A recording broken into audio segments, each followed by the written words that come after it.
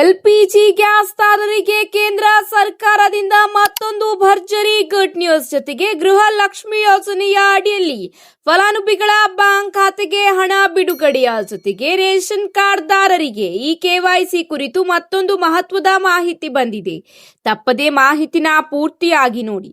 ಮಾಹಿತಿ ಇಷ್ಟವಾದಲ್ಲಿ ಲೈಕ್ ಮತ್ತು ಶೇರ್ ಮಾಡುವುದನ್ನು ಕೂಡ ಮರೆಯಬೇಡಿ. ಹಾಗಾದ್ರೆ ಬನ್ನಿ ವೀಕ್ಷಕರೇ, ಆ ಒಂದು ಅಪ್ಡೇಟ್ ಏನೆಂದು ನೋಡೋಣ. ಎಲ್ಪಿಜಿ ಗ್ಯಾಸ್ ಸಿಲಿಂಡರ್ ಬಳಕೆದಾರರಿಗೆ ಈ ಕೆವೈಸಿ ಕಡ್ಡಾಯ ಮಾಡಲಾಗಿತ್ತು. ಈ ಪ್ರಕ್ರಿಯೆ ಮುಗಿಸಲು ಮೊದಲು ಆಗಸ್ಟ್ 16ರವರೆಗೂ ಕಾಲಾವಕಾಶ ಕಲ್ಪಿಸಲಾಗಿತ್ತು. ಆದರೆ ಇದೀಗ ಈ ಗಡುವನ್ನು ಮತ್ತೆ ವಿಸ್ತರಣೆ ಮಾಡಲಾಗಿದೆ. ಹಾಗಿದ್ರೆ ಈ ಕುರಿತು ಸಂಪೂರ್ಣ ಮಾಹಿತಿಯನ್ನು ನೋಡೋಣ ಬನ್ನಿ ವೀಕ್ಷಕರೇ. ಎಲ್ಪಿಜಿ ಬಳಸುವ ಲಕ್ಷಾಂತರ ಗ್ರಾಹಕರಿಗೆ ತೈಲ ವಿತರಣಾ ಕಂಪನಿಗಳು ಬಿಗ್ ರಿಲೀಫ್ ನೀಡಿವೆ. ಈ ಹಿಂದೆ ನಿಗದಿಪಡಿಸಲಾಗಿದ್ದ ಕೆವೈಸಿ ಪೂರ್ಣಗೊಳಿಸುವ ಕೊನೆಯ ದಿನಾಂಕವನ್ನು ವಿಸ್ತರಿಸಲಾಗಿದ್ದು, ಇದರಿಂದ ಜನರಿಗೆ ಗ್ಯಾಸ್ ಸಂಪರ್ಕದ ಪರಿಶೀಲನೆ ಪ್ರಕ್ರಿಯೆಯನ್ನು ಪೂರ್ಣಗೊಳಿಸಲು ಹೆಚ್ಚುವರಿ ಕಾಲಾವಕಾಶ ಸಿಕ್ಕಿದೆ. ಹೌದು ವೀಕ್ಷಕರೇ, ದೇಶಾದ್ಯಂತ ಗ್ಯಾಸ್ ಏಜೆನ್ಸಿಗಳು ಹಾಗೂ ಆನ್ಲೈನ್ ಪೋರ್ಟಲ್ಗಳ ಮೇಲೆ ಭಾರಿ ಒತ್ತಡ ಉಂಟಾಗಿದೆ.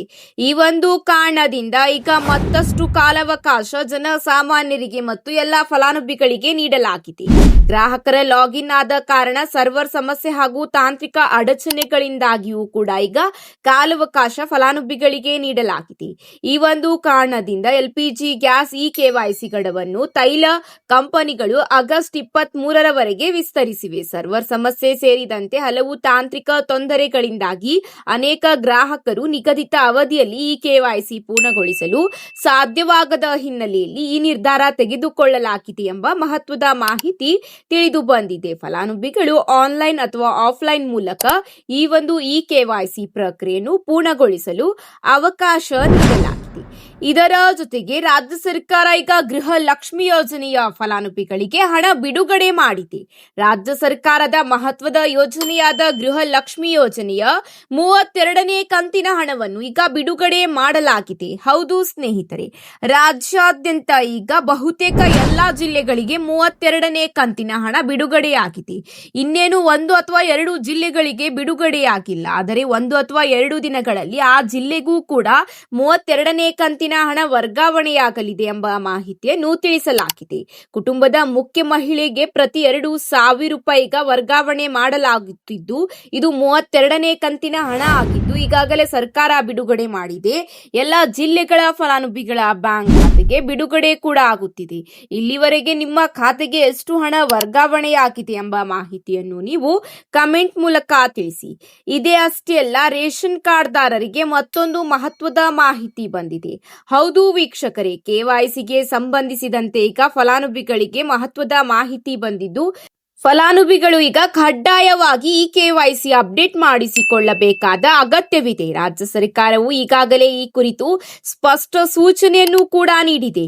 ಬಿಪಿಎಲ್, ಎಪಿಎಲ್ ಮತ್ತು ಅಂತ್ಯೋದಯ ಕಾರ್ಡ್ ಹೊಂದಿರುವ ಪ್ರತಿಯೊಬ್ಬರು ಸೆಪ್ಟೆಂಬರ್ ಅಂತ್ಯದೊಳಗೆ ಈ ಪ್ರಕ್ರಿಯೆಯನ್ನು ಪೂರ್ಣಗೊಳಿಸಬೇಕಾಗುತ್ತದೆ. ಒಂದು ವೇಳೆ ಈ ಅವಧಿಯ ಒಳಗೆ ಈ ಕೆವೈಸಿ ಮಾಡಿಸದಿದ್ದರೆ ನಿಮ್ಮ ರೇಷನ್ ಕಾರ್ಡ್ ರದ್ದಾಗುವ ಸಾಧ್ಯತೆ ಇದೆ ಮತ್ತು ಇದರಿಂದಾಗಿ ಸಿಗಬೇಕಾದ ಸರ್ಕಾರಿ ಸವಲತ್ತುಗಳು ಕೂಡ ಸ್ಥಗಿತಗೊಳ್ಳಬಹುದು ಎಂದು ಆಹಾರ ಮತ್ತು ನಾಗರಿಕ ಸರಬರಾಜು ಇಲಾಖೆ ಜನರಿಗೆ ಎಚ್ಚರಿಸಿದೆ. ಕಳೆದ 5 ವರ್ಷಗಳಿಂದ ಕೆವೈಸಿ ಅಪ್ಡೇಟ್ ಆಗದಿರುವ ಕಾರಣ ಕೇಂದ್ರ ಸರ್ಕಾರದ ನಿರ್ದೇಶನದ ಮೇರೆಗೆ ಈಗ ರಾಜ್ಯ ಸರ್ಕಾರವು ಈ ಪರಿಷ್ಕರಣಾ ಕಾರ್ಯವನ್ನು ಕೈಗೊಂಡಿದೆ. ಈ ಪ್ರಕ್ರಿಯೆಯು ಮುಖ್ಯ ಉದ್ದೇಶವೇನೆಂದರೆ ಕುಟುಂಬದಲ್ಲಿನ ಸದಸ್ಯರು ಜೀವಂತರಾಗಿದ್ದಾರೆ ಅಥವಾ ಮೃತಪಟ್ಟಿದ್ದಾರೆ ಅಥವಾ ಬೇರೆ ಕಡೆಗೆ ಸ್ಥಳಾಂತರಗೊಂಡಿದ್ದಾರೆ ಎಂಬುದು ಖಚಿತಪಡಿಸಿಕೊಳ್ಳುವುದು.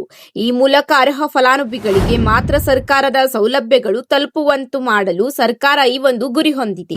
ಎಪಿಎಲ್ ಕಾರ್ಡ್ದಾರರಿಗೆ ರೇಷನ್ ಸಿಗದಿದ್ದರೂ ಸಹ ಗೃಹಲಕ್ಷ್ಮಿ ಸೇರಿದಂತೆ ವಿವಿಧ ಸರ್ಕಾರಿ ಯೋಜನೆಗಳ ಲಾಭ ಪಡೆಯಲು ಈ ಕಾರ್ಡ್ ಅನಿವಾರ್ಯವಾಗಿರುವುದರಿಂದ ಅವರಿಗೂ ಕೂಡ ಈ ಕೆವೈಸಿ ಪ್ರಕ್ರಿಯೆಯು ಅತ್ಯಂತ ಮುಖ್ಯವಾಗಿದೆ. ಈ ಒಂದು ಕಾರಣದಿಂದ ತಪ್ಪದೆ ನಿಮ್ಮ ನ್ಯಾಯಬೆಲೆ ಅಂಗಡಿಗೆ ಭೇಟಿ ನೀಡುವ ಮೂಲಕ ಬೆರಳಚ್ಚು ನೀಡುವ ಮೂಲಕ ಪ್ರಕ್ರಿಯೆಯನ್ನು ಪೂರ್ಣಗೊಳಿಸಬಹುದಾಗಿದೆ.